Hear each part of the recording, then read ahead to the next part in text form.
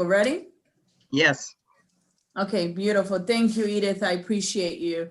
And thank you, everyone, for coming to the Health and Government Operations Committee, the Subcommittee on Public Health. Thank you for making time and being on time. We really appreciate you. So we meet every Tuesday. We'll try to start on time so I can get you out early and you can have a little lunch before the committee hearings.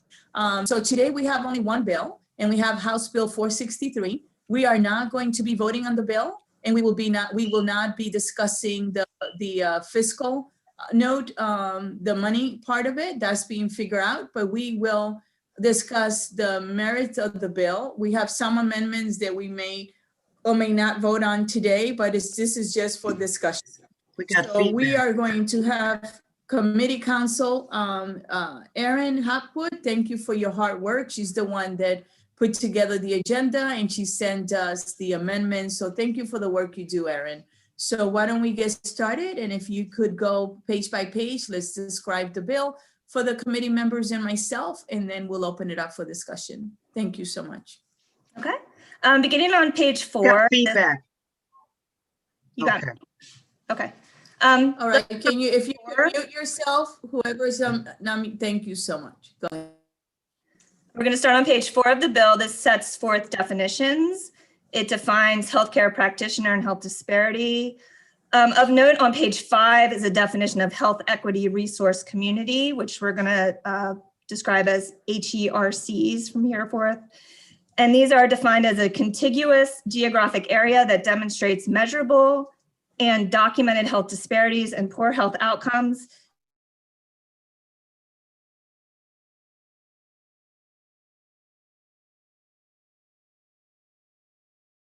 Erin, you're muted, love. Erin, you're muted. So where you stopped was basically on page 5, the definition of the HERC, and then you stated that it demonstrates health disparities, and then we did not hear you. Okay, sorry. Okay, good. At least we got that far. It's okay, it happens. Racial, ethnic, geographic. We're getting a lot of feedback, guys. We're getting a lot of feedback. So someone's, yeah. I can't tell who's not muted.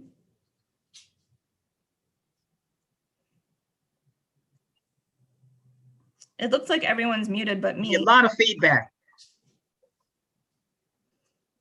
Someone's open. Getting feedback or just Edith? Yeah, just Edith. We got it. Thank you. Okay. So back to the definition of health equity resource community, including racial, ethnic, geographic, and disability-related health disparities, is designated by the Secretary of Health and has a minimum population of 5,000 residents. On page 5, beginning on line 20, this establishes that the purpose of establishing an HERC is to target state resources to specific areas of the state to reduce health disparities, improve health outcomes, improve access to primary care, promote primary and secondary prevention services, and reduce healthcare costs and hospital admission and readmissions. Moving on to page 6, the Secretary of Health is authorized to adopt regulations to specify eligibility criteria and application approval and monitoring processes for the resources allocated under the bill. The Secretary is required to consult with the Office of Minority Health and Health Disparities to implement the requirements of the bill. Now, beginning on line 12 of page 6 is the establishment of the Health Equity Resource Community Advisory Committee. The committee will provide guidance regarding eligibility criteria and application approval and monitoring processes for the HERCs and the health equity research practitioners. The membership consists of 24 members who are listed starting on line 26 of page 6 through line 18 on page 8. Beginning on line 19 of page 8, the bill provides that the members of the advisory committee collectively shall have knowledge of existing or potential health disparities in the state, groups of residents negatively impacted by health disparities, methods likely to— Erin, yeah. I need you to stop. Your speakers are duplicating. Is that just for Edith or everyone else? Can you guys hear me okay? You're good on my end. We hear you fine. Okay, Edith, I think just it's on your so— end. We're hearing it fine. Yeah, it's just you. It's working for us. Okay, I'm going to keep going Um, then. Go Beginning ahead. on line 19 of page 8, the bill provides that the members of the advisory committee collectively shall have knowledge of existing or potential health disparities in the state, groups of residents negatively impacted by health disparities, methods likely to improve health disparities, effective prevention services, healthcare costs, trends and drivers, clinical and health services research, and consumer or patient perspectives. Beginning on line 3 of page 9, the bill calls for racial, ethnic, and gender diversity of the advisory committee and for 4-year terms of the members. Beginning on line 1 of page 10, the bill authorizes the Secretary of Health to convene other formal or informal working or advisory groups. On line 5 of page 10, this provides that for an area to receive a designation as an HERC, a nonprofit community-based organization, a nonprofit hospital, an institution of higher education, or a local government agency shall apply to the Secretary of Health to receive the designation. Beginning on line 13, the bill outlines the necessary contents of the application, which includes an effective and sustainable plan to reduce health disparities, reduce costs or produce savings, and improve health outcomes. Moving on to page 11, lines 5 through 7 require the proposal to use funding available to provide loan repayment incentives to induce healthcare practitioners to practice in the area.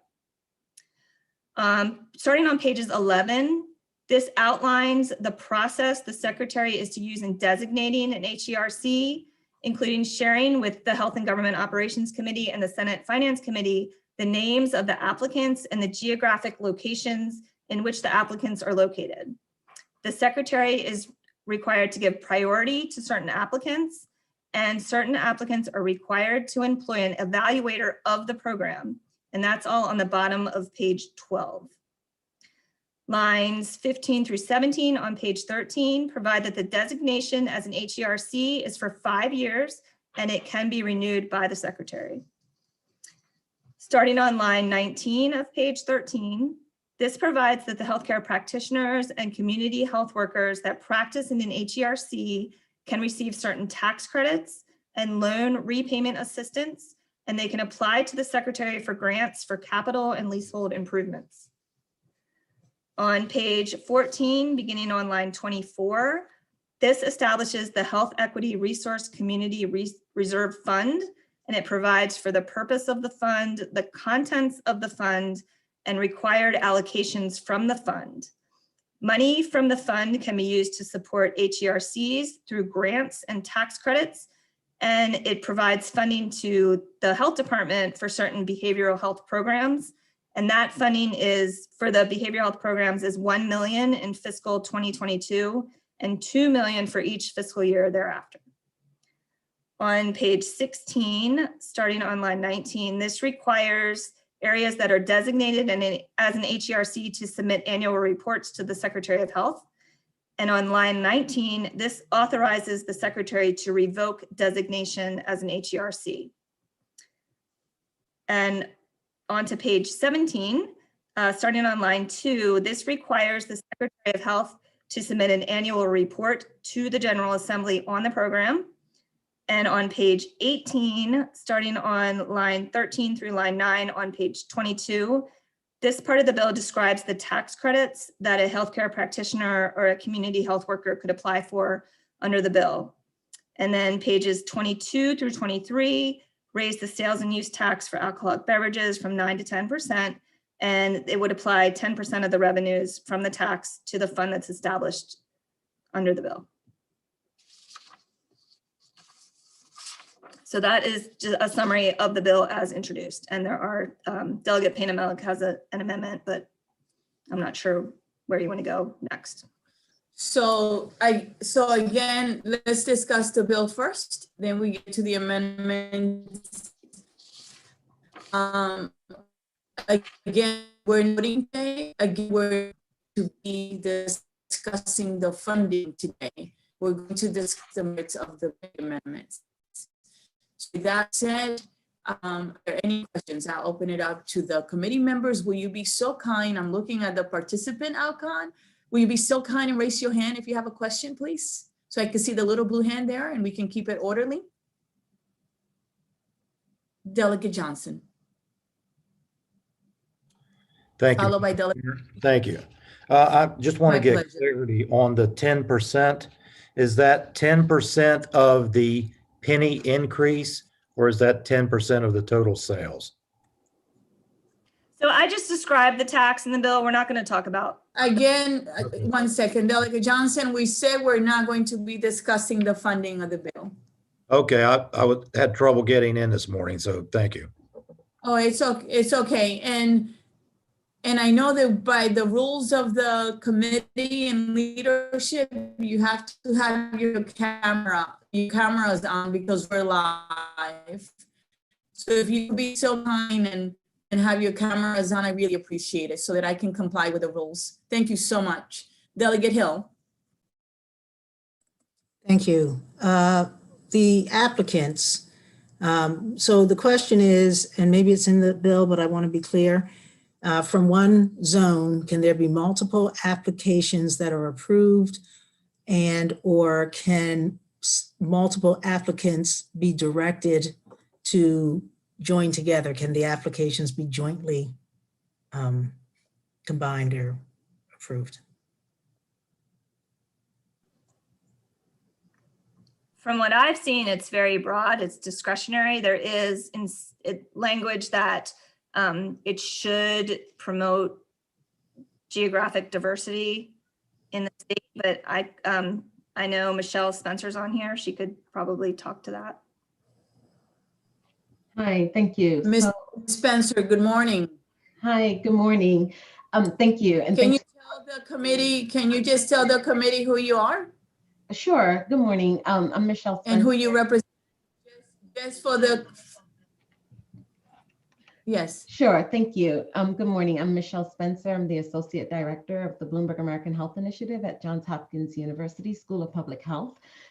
Previous to that appointment, I served as the Director of the Prevention and Health Promotion Administration for the Department of Health and Mental Hygiene at the state. And I oversaw the HEZ initiative, that legislation back in 2012 through 2016.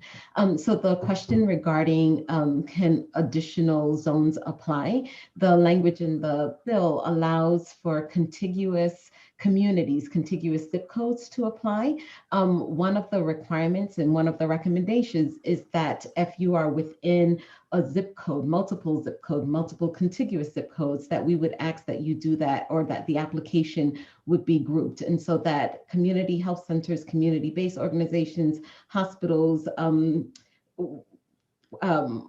government agencies, that they would apply together as one application coming from that specific contiguous zip codes. There is a requirement of 5,000 people at minimum should be part of that application. So yes, there's a recommendation that there could be multiple applicants, but the recommendation is that applicants do partner with each other in order to provide greater services within that specific code or within that specific zone. So in other words, you know, from a specific zip code, you can have multiple applications, but there is a requirement that you have at least 5,000 people and that you apply together if at all possible, correct? That is correct. Madam, Okay, thank you. Any other questions? Del- yeah. Yes. So I'm not sure that the language and that intention are aligned. And I don't, and I understand, if I understand what was just said by what Ms. Spencer, I think, is that people are encouraged to apply together. But if we have competing groups who, it's not clear to me that this language says that the granting agency can't take two groups applying for the same population, grant them separate things, or can direct them that they have to combine. I don't think the language speaks to what Ms. Spencer says the intention is. Erin, do we need to clarify it? I think one thing to consider is once all the applications are in, the secretary has to report to you, the Health and Government Operations Committee, about the applications they've received and the geographic locations that are served.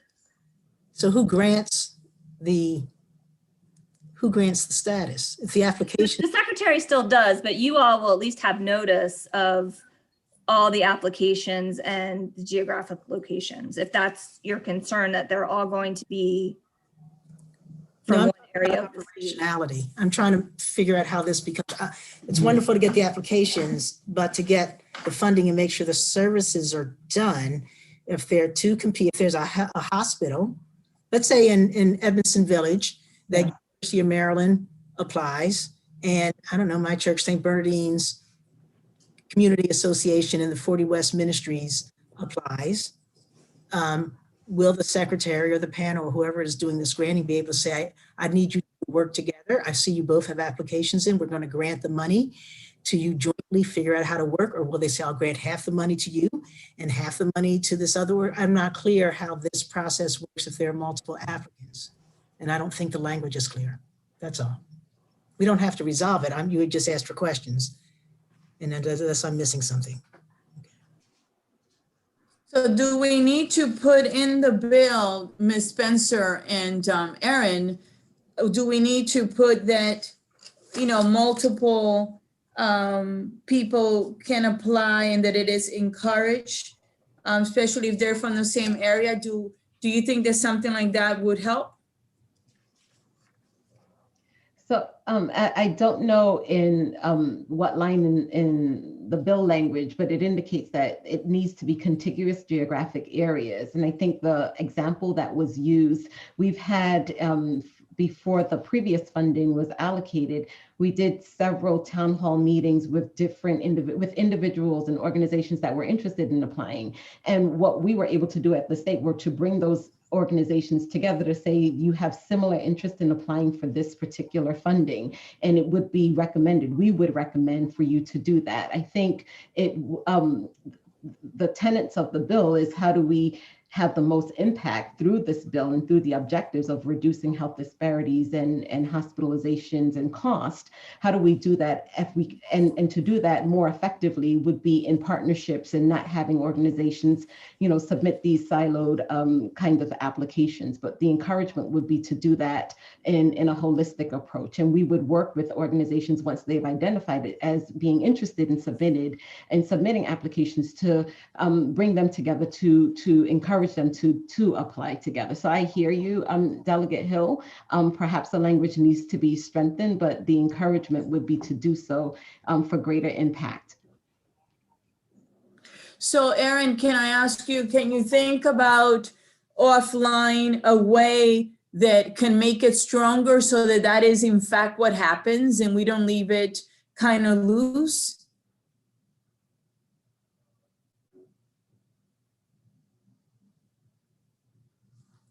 Erin?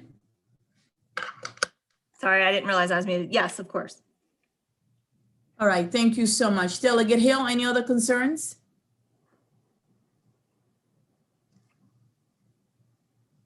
Delegate Hill? You're muted. Yeah, I'm trying to unmute, sorry. No, I mean, I guess that's it. And again, even I think what was described by Ms. Spencer was this sense that that the commission or whatever will be working with people and educating them. But again, there's nothing in here that I see that says that I have to work with them to put in an application or that we got it. Or the applications will be public. So she said that they will be encouraged to work together. That's the assumption that they know who else is applying. So I just would, some more work on that. That's all. Thank you. So Delegate Hill, that was a great point. Thank you for bringing that up. And Erin will work on making that tighter. Thank you so much. I really appreciate the discussion. Next, we have Delegate Shalega. Delegate Shalega? Can you unmute yourself? Thank you. Yes, I was looking for my cursor. Okay. To It's unmute all right. myself. Thank you. On page 5 of the bill, it has a minimum population of 5,000 residents. Is this adequate to make sure we're serving our rural community? Is this too high of a threshold? I want to make sure that, residents in our rural communities are not left out. Thank you for the question, Delegate Shalega. That's a good one. How did we come about with this number, Ms. Spencer? And will you please address the delegates' concerns? So thank you. My pleasure. The 5,000, again, thinking about populations, and you're right, we did have part of the HEZs, the initial HEZs, we did have a rural community. Caroline and Dorchester communities work together. And so it could be at minimum 5,000, it could be more than the 5,000, but at minimum, the requirement was that there was at least 5,000 individuals as part of the population that would be required to be designated as a HEZ. But you didn't answer my The question. question is, go ahead, go Yeah, ahead. how are you going to adequately ensure that our rural communities are addressed? I think this 5,000 might create a threshold that in some of our rural communities cannot be met, but they still have a need. So maybe I'm not, I hear the question, but maybe I'm not understanding, given that it could be no less than 5,000 could be part of the designation, but I see Delegate Hill is saying. She's saying that perhaps you haven't been to our rural communities. They don't have 5,000 people. So we want to ensure that rural communities get served as well. Sure, and so the HEZ for Caroline Dorchester, what we were able to do is use both of those counties and designating them for that had a population so I've been to the rural counties and same as St. Mary's County as well. And so I think I can look to figure out how we can strengthen the language there. But for the previous zones, having Caroline and Dorchester as well as St. Mary's were able to meet that threshold of 5,000. And so we don't want to suggest or put forth a bill that doesn't meet the needs of communities all across the state, whether it's urban, rural, or suburban areas. Okay, thank you. I think we'll have to work on that. My next question is about the favorable with amendment. We had quite a bit of testimony from people that wanted to be included in this. Have you, the sponsor? We're going to get to that later. We're going to Okay. get some of the amendments, Delegate Shalega. Okay, all right. And I would also request that we continue work. We don't finalize our work on this today, but we're able to, reflect and work on a little bit further, not just the alcohol tax part, but obviously the part we're discussing today. Thank you. Yeah, at the beginning, I said that we are not going to be voting. So that means we're not going to finalize the discussion because we're going to be working on the amendments, and Aaron has to go back and try to straighten the language about applying, whether people apply together, the Delegate Hill brought, and then your suggestion of looking at that 5,000, will the rural areas really need it? So it still needs work, but we're just discussing it. Any other questions or concerns? This is your time, so I really do appreciate the fact that you're looking at page by page and thinking about it. So we want to make sure it is a strong bill that addresses everyone in Maryland, because there's needs everywhere and disparities everywhere. So any other questions or concerns from the members? All right, regarding the amendments, Delegate Shalega, which ones were you interested in regarding people wanting to join? There were a few different favorable with amendments. I know one, I was looking at this prior to, us getting on the call. Let me look through pages of testimony here. Yeah. Some So of them let's see were if we can help healthcare us. people that wanted to make sure they had a seat on the commission. But I would have to look through all of them. I don't want to hold people up, but to look at. So let me tell you what I did, and I'll have Aaron discuss because there were a lot of different people that wanted to be on, and we can't just, if we take one, we have to take them all, and there's 24 people already. So I could tell you what a compromise is and see if it's acceptable to you. And thank you for bringing it up. And I'm sorry if I don't hear you. Is that my internet is going crazy? Like I'm not able to see anyone, and the words are cut. So forgive me. It's not that I'm interrupting. So it's the internet right here where I am right now. So I apologize. So Aaron, if you could hear me, can you discuss the amendments to see if they actually would, address Delegate Shalega's points? So I will go over, Delegate Pena-Malik and I went through all of the written testimony, the people who both testified at the hearing and then submitted written testimony with amendments. And Delegate Pena-Malik has offered an amendment that I sent to you all. That includes the amendment that was offered by Kaiser and the League. And that would include on the advisory committee, a nonprofit group mental health maintenance organization, a representative of a nonprofit health service plan, and a representative of an MCO. There were amendments offered in written testimony from that would add a representative of a physical therapist, a licensed dietitian, and I think it was a representative of a domestic violence survivor group. And then a representative from the Maryland MCO Association. Those were the only ones I saw that added to the advisory committee, which currently stands at 23 members. So it would be a policy decision on your part as to where you draw the line on who's included based on maybe who's underrepresented at this point.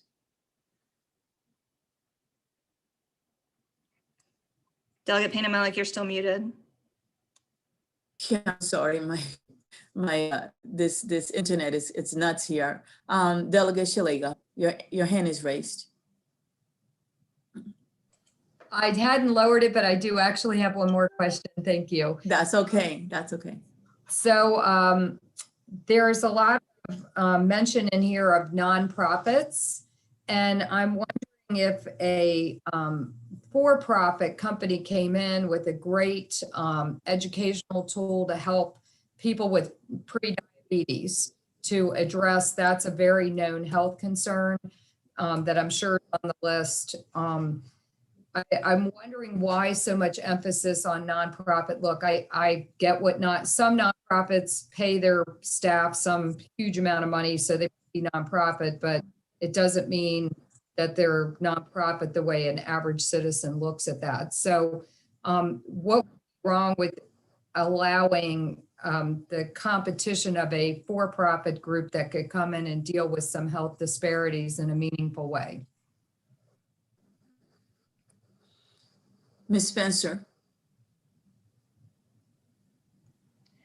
Thank you. I think that we would be open to having partners that include for-profit as well as nonprofit organizations. I think it's critical that we don't think just about government agencies or nonprofit or community-based organizations, but how can the bill support and have partners that are interested in improving health across the state. And so if there's a for-profit agency or organization that is interested, I think our goal of the tenets of the bill, it's important that we work with any organizations that's interested in supporting this work. And I think but it's also critical when we think about community health, that there are organizations within communities that are part of the process, and in building up and supporting communities. This is one way that we try to do that, with not just for-profits coming in, but and saying what they can do, but also working with individuals in communities. And I think that's why it's so critical for that partnership. We wouldn't say that for-profit organizations couldn't be involved. We would just want them to partner with those who are part of communities that they're interested in helping and supporting.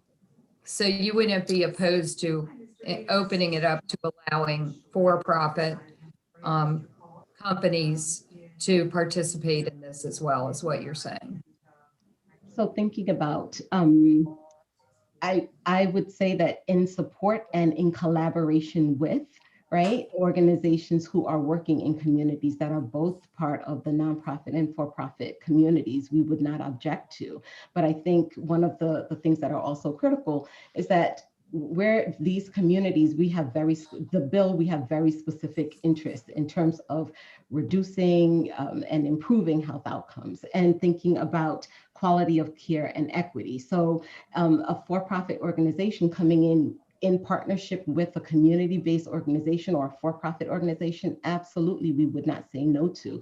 Understanding that this initiative is not about, it's not about making money in the sense of what for-profit organizations are necessarily interested in. And so I think clarity around that would be critical, but I would not say that we would not be interested in partnering or having a partner, a for-profit organization.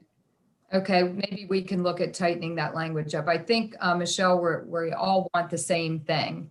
I just don't want to exclude some people that would be good partners on this, and mandating that they partner with it. Look, you know, Hopkins is the best in the world, nonprofit, but the people at the top make millions of dollars. So, you know, if you had a for-profit that was a small company that had a, you know, really great program, again, you know, Delegate Barron and I have talked at length about pre-diabetes and diabetes and some of these other programs that are essential that we get them into the hands, educating people to see the health outcomes of these. And I just wouldn't want to tie the hands of a for-profit that wasn't making a huge profit, but, you know, profit isn't a bad word. Just because you're nonprofit doesn't mean that you're doing a good job. Because you're for-profit doesn't mean you're doing a bad job. So I'd like to tighten that language up to not exclude anybody. And when they make the decision on who they give that contract to, that can be part of what the decision-making is. But when you make them partner with a nonprofit, you know, it's just costing everybody more money. Thank you. Thank you. Delegate Barron. I know your hand is raised. Thank you, Madam Chair. Can you all hear me? Yes, we can hear you. Okay, thank you. I just would like to point out the language in the bill at the top of page 10, the subsection G. It says this section may not be construed to prevent the Secretary from convening other formal or informal working or advisory groups to facilitate the implementation of this subtitle. I'm not sure if that's sufficient for the issue that Delegate Shalega raises, but perhaps that's an area where we could, if the committee feels necessary, to kind of include a, you know, some language including you know, for-profit, relevant for-profit companies or industry representatives or something to that effect. Just Thank you. just a suggestion and pointing out that there is, you know, there is catch-all language that would allow the secretary to convene other groups. I think the delegate would like it to be sort of, you know, more transparent and clear. And I know that Aaron is making notes and we'll work on that. Vincent, Mr. DeMarco, I see your hand is raised. Thank you, Madam Chair, for this work group. And I just want to, I think one of the points Michelle was making was that under the present bill, a for-profit could certainly be part of a proposal that's put to the board by one of the entities that proposes. So this does not bar for-profits from being part of the process. Just want to make that. Again, she would like it to be clear, more clear. So if we could tighten the language and include it, because we're all agreeing that, you know, they're not to be, you know, prevented from entering into such a partnership, it doesn't hurt to make it clear. Correct, Delegate Shalega? We would have no objection. You're muted. I gave you a thumbs up. Yes, I'm sorry. I Okay. forgot. You can't see us all very well. I'm sorry. I gave you a No, I'm sorry. visual thumbs up. But yeah, I think it would be nice, a standalone profit, I'm sure could come in with an amazing program to work on some of these health issues that we all, just mandating that they're not for profit or making an assumption that not for profits are great because they're not for profit is, I don't think, the way we should be addressing those. Thank you. Delegate Hill. Thank Hands you. raised. Yeah. My Thank you pleasure. very much. So the next question, and I hear Delegate Shalega's point and can think of a number of small for-profit agencies that provide healthcare that we would hope to benefit. So how does the tax credit work in when we're talking about both for-profits and not-for-profits? I think that has to be made more clear also. And I'm also not clear, and Aaron, maybe you can explain, once applications are in and they're granted, we talk about this tax credit for 24 hours. I'm not clear how long, once you're approved, is that going on for an indeterminate amount of time? Is it automatically renewed? And maybe I just haven't seen that part of the legislation, but can different groups apply in a different year, or is it blocked out? Once you're approved, it's for 5 years, unless the secretary does have the authority to revoke the approval. But it's a 5-year term. You can renew for 5 years. And then the tax credit is also, I think, for 5 years. And Vinny or Michelle could correct me if I'm wrong on the tax credit part. And during that 5-year period, can other groups in the same community apply and also be granted to cover that community? Can a community have multiple programs through different agencies, the same 5,000 people? I don't think so, but I think Vinny and Michelle could talk to that. I don't think so. Ms. Spencer.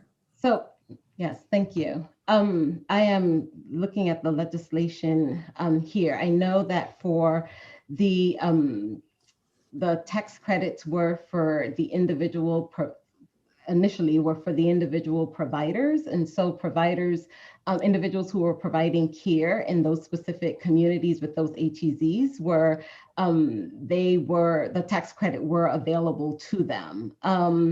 I think Delegate Hill, I'm trying to see if your question is specific to the individual providers or to the agency. No, I think I misread. You're right. It does talk about tax credits are for the providers providing care in the zone, not to the grantee. But so there are no, clarifying, there are no tax credit to the organizations, for profit or not for profit, that are serving in this role, only to the providers in the area who happen to be taking care of medical assistance patients. That's right, to the individual. Yes. Okay. And once the zone has been declared and an application has been approved for the 5 years, can other programs be allowed through applications in the same 5,000 person area? If those individuals are part of the are within the partnership of the HEZ. And so if you have an organization that comes new to that specific community, but are not part of the HEZ. So for example, in Prince George's County, there were other, in this case, federally qualified health centers that became part of the zones. Those individuals and those practitioners in those areas qualified for tax credits, but that's because they were part of the HEZ and part of part of expanding care in that specific community. But if you come into that community and you're not part, or you do not partner with that organization, then you would not be considered part of the zone. And so those tax credits would not be available to you. Okay, and separating out the tax credits, just talking about the applications to provide the programs, the initial application. Yes, ma'am. That has to be put in. Never mind. Okay, I'll have to read. Okay, I'll just have to. All right, read any other questions? Any other delegates that you have questions? This is your time to ask the questions. Because we have Ms. Spencer, we have Vinny, we have Erin. Erin, can you tell us what language you're going to be working on? Just so to refresh our memory and see if there's anyone else that would like you to consider something else. And again, respectfully, I stated at the beginning that we're not discussing the money, okay? We're just discussing the merits. And I'm sorry if you don't hear me, my internet keeps cutting off. Go ahead, Erin. Okay, we're going to work with Delegate Shalega on strengthening the language regarding for-profit companies who could apply to be an HERC, and then with Delegate Hill on stronger language regarding the application process, and just making sure there isn't duplication and encouraging applicants to work together. And I just want to say to Delegate Barron's point about the ability of the secretary to form kind of ad hoc working groups, that's something to consider as you have the different health occupations wanting to be a part of the advisory committee, because there needs to be a point where a line is drawn. Because we already had 23 members. There's 23, and then anyone with your else, amendment, you're adding 3 more from the carrier community. Yeah, to try to make it balanced, so that's 26. Anyone else, does anyone else have any concerns? So next time we meet, we are going to discuss the amendments that Delegate Shalega and Delegate Hill put forth today. And then we will be discussing the amendments of the membership as well. Delegate Shalega, your hand is raised. Do you have a question? Yeah, the other thing that I wanted Erin to look at was ensuring that this 5,000 number didn't exclude our rural communities. To make Yes, I have. Sorry. Okay, I didn't hear you say that. Thank you. No, I didn't, but I do have it in my notes, so I'll make sure. Wonderful, thank you. Anyone else from the committee? Do you have any questions or concerns? Anything that you want Erin to consider? This is your opportunity. It's your committee. Any concerns? Anything else? Okay, great. So we will be meeting next Tuesday, and so just be ready perhaps to vote on it. And if you have any questions during the week, just feel free to contact Erin or myself so that we can address it, and it will make the meeting, go quicker. So thank you so much for being with us this morning. Thank you, Ms. Spencer, Mr. DeMarco, and thank you, committee, for your questions, and for allowing an open discussion. It is 11:47. I hope you're able to have lunch before we meet at 1:30. Have a blessed morning. See you in a few. Thank you. And thank you, Edith. Thank you.